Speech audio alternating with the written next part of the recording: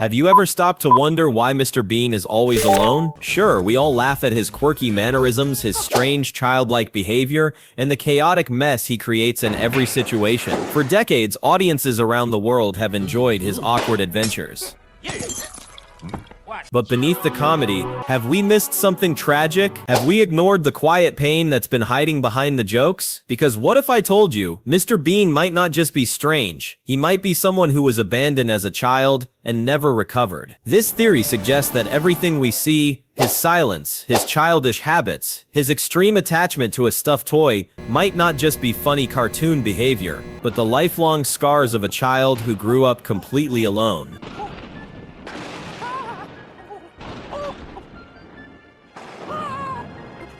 Let's take a closer look at the man we've laughed at for years, and uncover the truth behind Mr. Bean's lonely world. From the very beginning, Mr. Bean's life has felt incomplete. In every episode, whether animated or live action, we never see him interact with family. Not once. No mother, no father, no siblings, no cousin. In fact, the only character who is always there for him is a small, worn-out teddy bear. And it's not just that family members aren't shown, it's that Bean never even talks about them. He doesn't mention his childhood. He doesn't reminisce about family holidays or complain about visiting in-laws. There is simply nothing, just silence, like a black hole where a childhood should be. Some might say that's just part of the comedy. But what if it's not? What if Mr. Bean never talks about his parents because they were never there? When we look closely at his home, the clues start to pile up. His apartment is small, sterile, and oddly childish. There are no family photos on the walls, no heirlooms, no signs of someone who came from a loving household. Instead, the space feels frozen in time, like a child's imagination of what adulthood should look like. Messy, mismatched, and lonely. And then there's Teddy.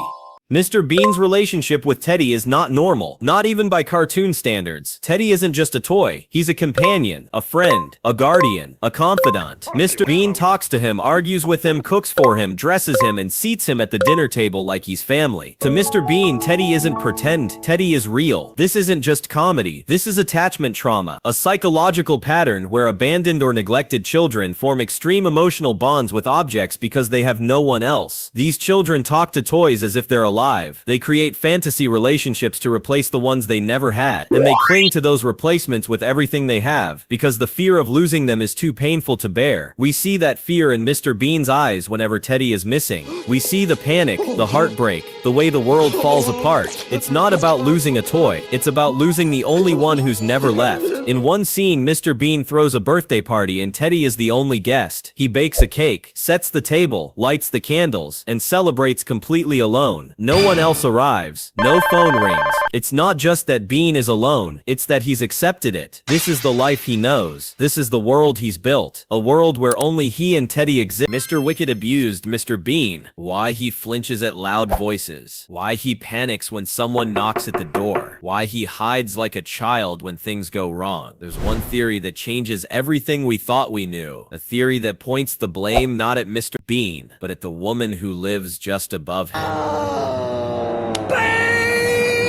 Mrs. Wicket. What if Mr. Bean didn't grow up with a mother or father? What if the only adult in his life was her? From the very beginning, Mrs. Wicket has been cruel, aggressive, and unpredictable. She yells, insults, threatens, and throws objects at him over rent, noise, or even nothing at all. But what if this wasn't just landlord rage? What if she's been abusing Mr. Bean since he was a child? In flashbacks and animated episodes, we see glimpses of Bean's early life, alone, isolated, no parents, no memories of a safe home. But Mrs. Wicket, she's always nearby. Always angry, always controlling. In some scenes, it even feels like she raised him, or rather, contained him. Mr. Bean doesn't act like a grown man. He acts like a frightened boy, and that boy flinches every time Mrs. Wicket enters the room. He runs from her slipper like a child who's been hit before. He avoids confrontation. He apologizes even when he's not at fault. He obeys quickly when she raises her voice. That's not comedy. That's learned behavior. That's trauma. trauma. It gets even darker when we look at his childhood. There are no parents in the picture, no siblings, no bedtime stories or hugs, just Mr. Bean in a crumbling apartment. The only adult around, an older woman upstairs who screams down at him through the ceiling. Was she his guardian, a distant aunt, a bitter foster parent? Whatever she wasn't kind. That explains everything. The childlike voice, the panic, the emotional stunting, the attachment to Teddy. Mrs. Wicket didn't just make his life difficult. She shaped it, molded it, broke it, and now, every time we laugh at Bean's awkwardness, maybe we're laughing at a survivor of abuse. Maybe we missed the real villain all along. Do you think Mrs. Wicket raised Mr. Bean or ruined him? Now, let's talk about his behavior. Mr. Bean is often described as childish, and that's exactly the point. He acts like a 6-year-old trapped in an adult's body. He throws tantrums, he sulks, he giggles at silly jokes, he struggles to speak clearly, he copies others just to fit in, he gets jealous easily.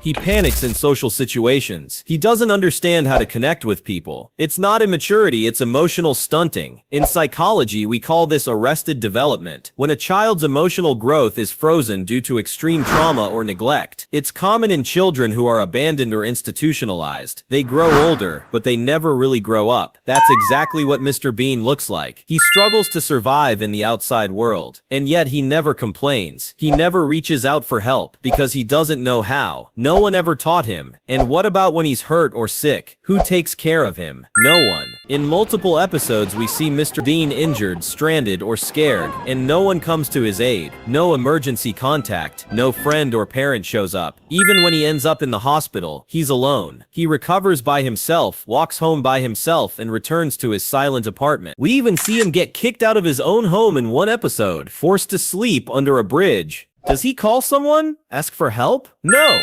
He doesn't even try, because he knows there's no one to call. For most of us, that would be terrifying. For Bean, it's just Tuesday. But perhaps the most haunting detail of all is what's missing from his dreams. In episodes that explore Mr. Bean's imagination or childhood memories, we don't see flashbacks of loving parents. We don't see bedtime stories or family dinners. We see nothing. There is only Bean and Teddy. Even in his subconscious, his parents don't exist. It tells a story without ever speaking it, a story of a child left behind, emotionally, mentally, and possibly even physically. So what happened to them? Some fans believe Mr. Bean was abandoned at a young age and raised in an institution, perhaps a group home or orphanage. Others suggest he was left alone to raise himself after a family tragedy, and a few even think he created the idea of being an alien. If no one ever claimed him, maybe he decided he didn't belong on Earth in the first place. It's a heartbreaking way to cope, but it makes sense. Because what we see isn't just weird behavior, it's survival. When Bean dresses the same every day, it's not laziness, it's the habit of someone who grew up with no one to teach him how to care. When he copies strangers instead of speaking up, it's not stupidity, it's the fear of being rejected again. When he clings to Teddy with all his heart, it's not a joke, it's the only love he's ever known. The silence, the awkwardness, the loneliness. Maybe we've been laughing at someone who's been hurting this whole time. So was Mr. Bean really abandoned as a child?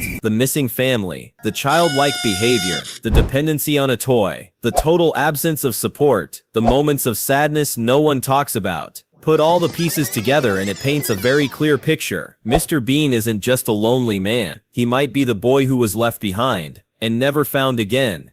Let us know what you think. Do you believe Mr. Bean was abandoned, or is this just clever character writing? Drop your thoughts in the comments below, and if you've ever felt like Bean, just know you're not alone. Thanks for watching.